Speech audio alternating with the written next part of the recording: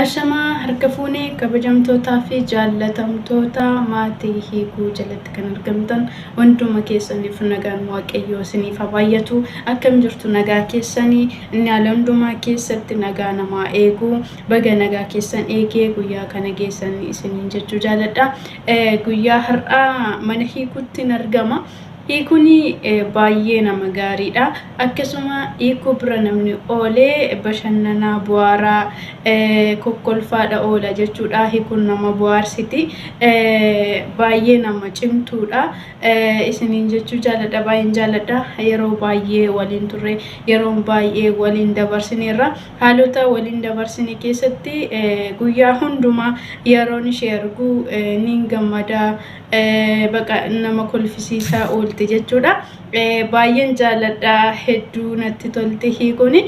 Guyyaa har'aa gammachuu ishee dhagahee baga gammadde jechuun dhufee isheetiin baga gammadde jechuu dura isin obboloonni ishee gargaartanii maatii ishee kan taatanii yeroo hundumaa gargaartanii nuffee dadhabee otoo hin je'in yeroo keessan aarsaa gochuun silkii keessan aarsaa gochuun nuffee dadhabee otoo hin bira dhaabbattanii lafa ishee milkooftu kan geessise isinidha. Isinillee baga gammaddan isheen milkoofte jechuun isinillee gammaddan jechuudha. Baga gammaddan isiniin jechuu jaalladha.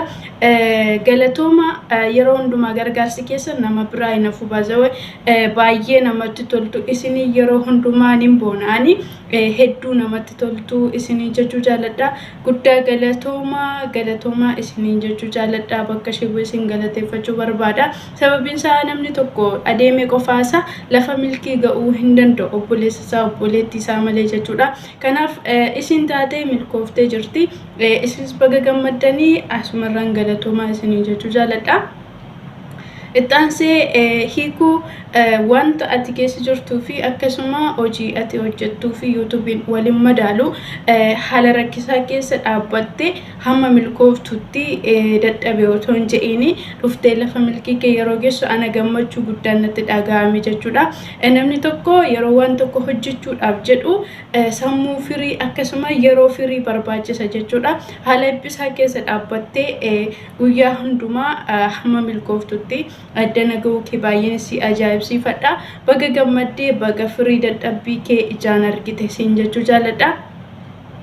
Irratti hojjettee kan milkooftu akkasuma kan saba kee boonsuu akkasuma amantaa fi aadaa keetti kan hin buune akkasuma saba keetti kan hin buune eenyummaa keetti kan hin buune irratti hojjettee akka nu boonsitu abdiin qaba. Kanaaf jabaadhu irratti hojjedhu hamma dhumaatti siin jechuu jaalladha. Ammas wantoota dabarsite caala wanti si mudatan jiraachuu danda'u isa sana obsaan keessa darbii ammas milkooftee kaate duubatti hin deebi'in jabaadhu siin jechuu jaalladha. Amma dhumaatti jabaadhu hojjedhu. لا إله إلا الله لا إله إلا الله له الملك وحده. السلام عليكم ورحمة الله وبركاته. أشما أركفوني كبجمتوتا فردفتوتا هيكو توبي أكم جرت نجاكي سني بكجرتاني تنجينجكو إسنها كابو جتي سوسياني كانت تان سوداني أبوليتي كان كو إيكو بغا غمدي congratulation بغا ربين هاتشين سيغا إيدا أبيكي وابايكي سدربتي بغا غمدين سنجدا herra deebi'uudhaan illee congratulation mabruuk siin jetti suusiyyeeni maashaallah tabaarakallah baga rabbiin asiin si ga'ee dadhabbii sana hunda keessa baatee darajaa tokko geessee jirta. Rabbi immoo kana caalaatti bakkaan si haa ga'uun siin jedha. Obboleettii keenya hiikuu baga gammaddee akkasumallee hordoftoonni chaanaalii hiikuu hundi keessanuu hedduu galatooma. Akkuma kana obboloota keenya yuutuubaroota reef dhufaa jiran haa jajjabeessinuunis niin jedha. Turtiin keessan nu faana haa ta'u amma eessa deemta jechuun keessan hin hafu kan hin deemaa jiru hiikuu tuubii biradha.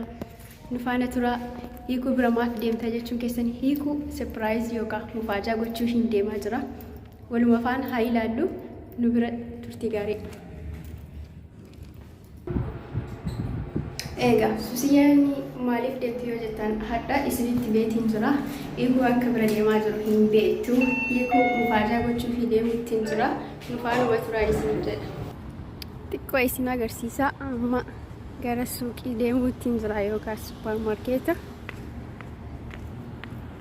Turtiin keessa nu faana haa ta'u.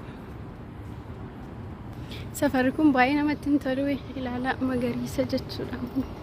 Warroonni muka yaaddan illee mukti jira.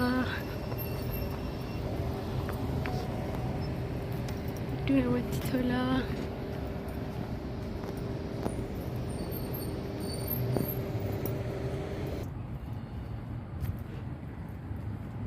Amma supermarketii gamatti deebarfachuuf bakka tiraafikaa sana gahuun qaba.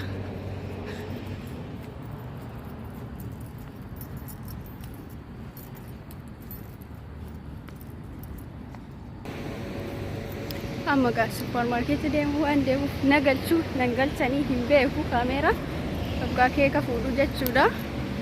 Yoo kaameeraan yookaan hin eeyyamanii waan ta'eef hin cufa bakkuma